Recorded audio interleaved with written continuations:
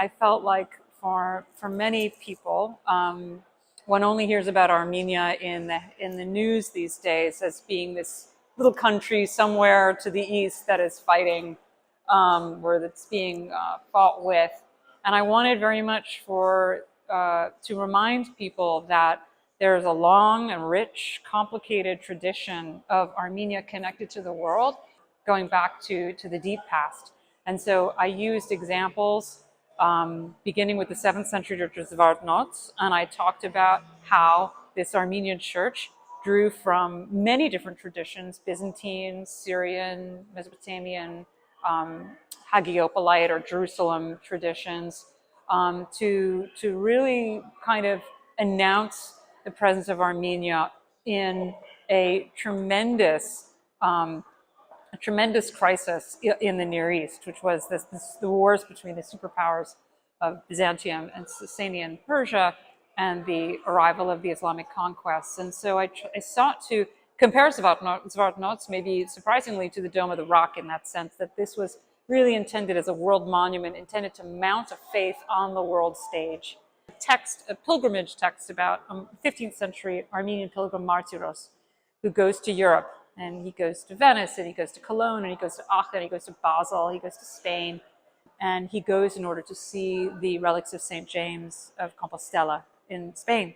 And I talked about how this amazing text gives us really interesting, on the one hand, really interesting information about these monuments and sites from the 15th century, so a long time ago, before renovations or destructions happened.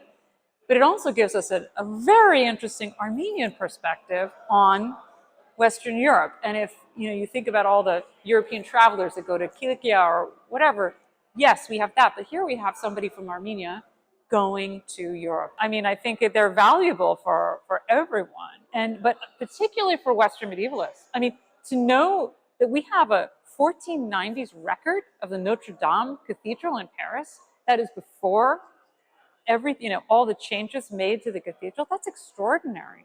And then the last thing I talked about was New Julfa, and I talked about the churches of New Julfa, particularly the cathedral, the Van Cathedral, the Cathedral of Amena-Pergic.